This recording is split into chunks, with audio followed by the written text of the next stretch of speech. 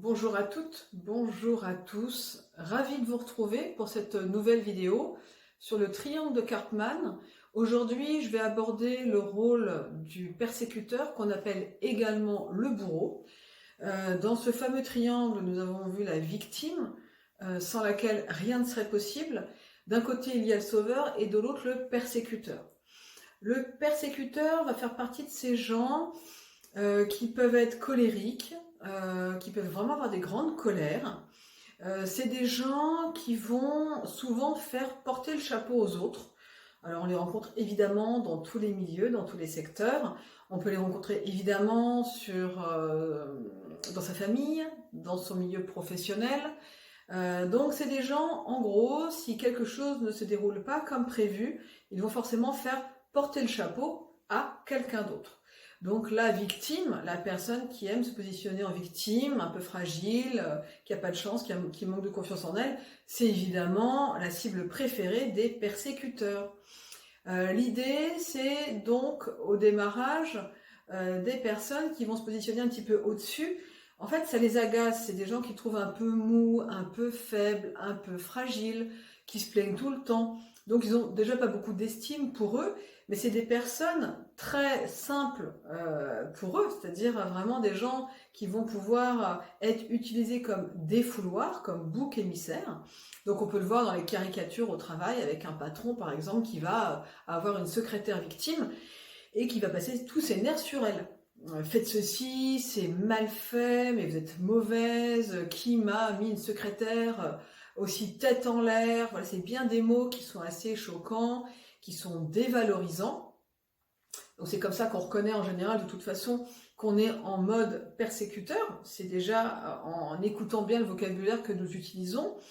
C'est pas un vocabulaire doux, hein, c'est souvent sur la critique et c'est vraiment extrêmement jugeant et dévalorisant pour les personnes. Il y a des gens d'ailleurs, à chaque fois qu'un projet par exemple n'est pas mené à bien, et ben c'est jamais de leur faute, hein, ils fuient leurs responsabilités et ils vont du coup invectiver quelqu'un d'autre.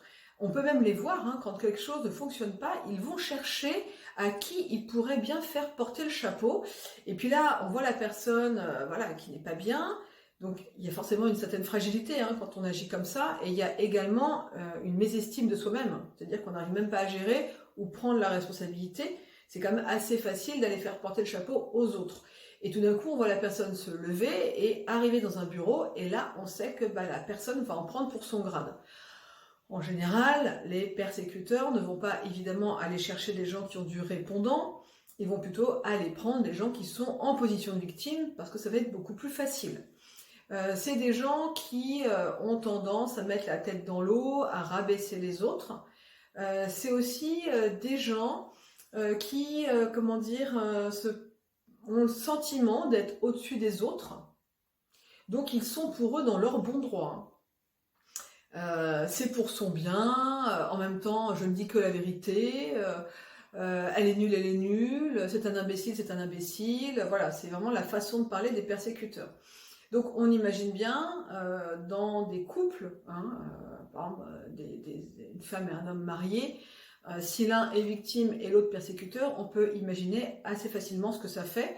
L'une va passer son temps à se plaindre de son mari ou de ce qu'elle subit, et lui va passer son temps, comme il la trouve en plus faible et fragile, ça ne va faire que augmenter en lui cette envie de l'écraser. Et du coup, il va pouvoir laisser libre cours à son vocabulaire. Et donc là, évidemment, je ne vais pas reprendre les noms d'oiseaux que l'on peut entendre dans certains couples, mais des fois, vraiment, les gens traitent l'autre d'idiot, d'idiote, d'imbécile, de raté, etc., etc.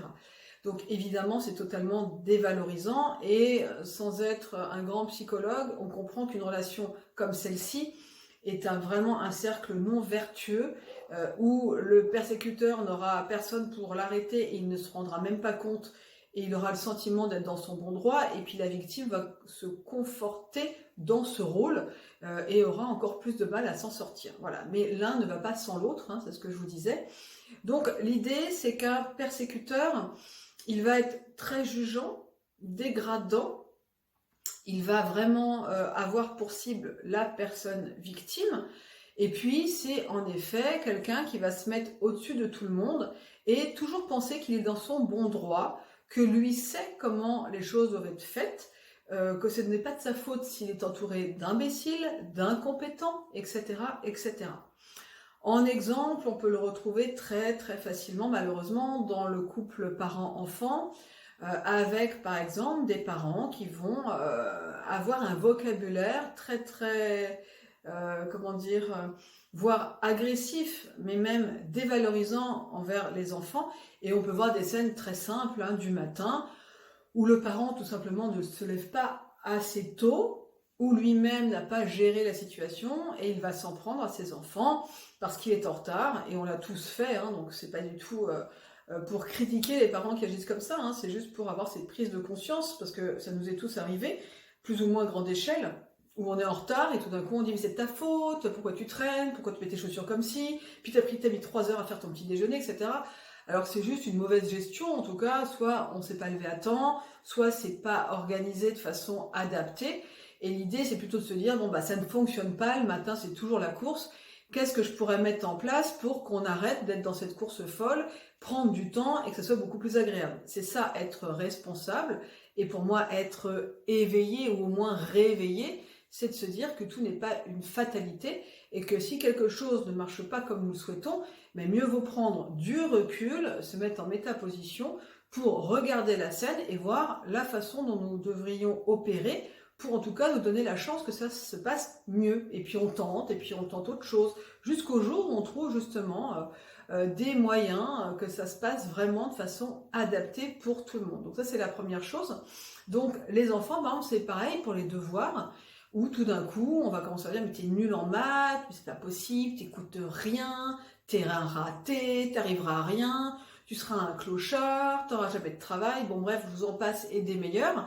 Et puis l'enfant pleure, il est en position de victime, mais là c'est vraiment un enfant, donc là c'est différent quand je parle de victime, surtout en tant qu'adulte, parce que là l'enfant est vraiment dépendant de ses parents, hein, il habite chez eux, donc là c'est encore une autre position, mais là il va être victime du parent persécuteur, et le parent persécuteur des fois se rend compte en fait que c'est pas forcément la situation la plus adaptée, et c'est hyper dur pour lui. Donc si en plus l'enfant lui dit qu'il est méchant et mauvais, ça va dédoubler la colère du parent ou du persécuteur qui ne supporte pas qu'on lui fasse remarquer ça de cette façon-là. Donc c'est ça, être persécuteur, et c'est une position assez dure. Après, il faut dire que c'est exactement comme le bourreau, plutôt, excusez-moi, comme le sauveur, c'est vraiment une mésestime de soi-même en fait. Hein. C'est comme si on avait l'impression d'être fort, d'avoir un pouvoir, d'avoir une envergure en s'attaquant à quelqu'un de plus fragile, de plus faible, ou quelqu'un se positionnant en victime. Alors évidemment, c'est assez facile, c'est pas très valorisant hein, si on a du recul, mais voilà, chacun fait ce qu'il peut aussi avec ce qu'il a. L'idée vraiment de cette vidéo, c'est pas, comme d'habitude, hein, c'est pas de critiquer et de se dire oui, il y a des gens persécuteurs, c'est pas bien, c'est plutôt d'avoir un regard extérieur en disant bah oui, voilà, je suis honnête, je me rends compte que bah oui, dans telle et telle situation, bah ça fait écho, je fais exactement ça. Donc comment maintenant je pourrais faire différemment et avoir un regard extérieur et regarder les choses avec plus de recul. Je me regarder fonctionner et m'améliorer en arrêtant par exemple ce rôle de persécuteur, en me disant, ben voilà, peut-être que là j'ai mes limites et je les accepte, alors je vais peut-être faire différemment, en tout cas je tente d'autres choses pour la prochaine fois. Moi je sais qu'il y a vraiment des situations dans lesquelles je me suis retrouvée vraiment en me regardant après, hein, et j'étais vraiment persécuteur. C'est vraiment des situations par exemple où c'était un peu dans l'urgence, où il fallait faire des choses rapidement, et puis là évidemment j'interpellais tous les gens qui étaient autour de moi, qui n'avaient vraiment rien à voir avec la semoule, hein, vraiment, par exemple un repas, et puis je me retrouve évidemment à mettre plein de choses sur mon dos, avec évidemment le ménage, le repas, la table, voilà, je me mets une pression toute seule, hein, c'est ce que je faisais à l'époque, et puis tout d'un coup, quand je voyais que j'étais plus dans le timing, bah là je passais en mode persécuteur, et là chacun en prenait pour son grade. Alors il fallait que machin se bouge très vite pour mettre la table, l'autre fois qu'il passe le balai en 3 secondes, et puis ils étaient trop mous, et puis ça m'énervait, ça m'agaçait. Maintenant j'en rigole, mais c'était pas très rigolo, surtout pour eux à l'époque. Et ça va aussi souvent avec le profil contrôlant. Mais c'est complètement risible aujourd'hui, quand je me revois fonctionner, je me dis quand même c'était impressionnant de ne pas prendre ce recul. Alors des fois je me disais, bon, faut respirer quand même, mais après, voilà, je me trouvais plein de raisons.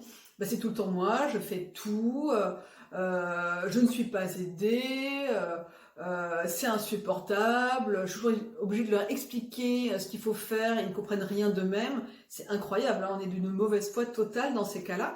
Mais voilà, l'important c'est juste à un moment donné de pouvoir prendre ce recul et d'être conscient quand on rentre dans l'un des trois rôles. Et comme je vous le dis, dans une même situation, on peut même avoir les trois. Par exemple, vous pouvez être invectiver quelqu'un de votre famille et être en mode persécuteur, par exemple. Et puis tout d'un coup, l'un d'entre eux se rebelle un peu et puis va commencer à vous dire mais t'avais que mieux t'organiser, nous n'y sommes pour rien. Et là, vous allez commencer à vous positionner en victime. Mais je suis incomprise dans cette famille, personne ne veut m'aider, personne ne veut m'entendre, je me sens toute seule. Donc là, on passe en mode victime. Et puis il y en a un autre qui va peut-être faire le sauveur en disant mais non, t'inquiète pas, on va t'aider, c'est pas grave, etc.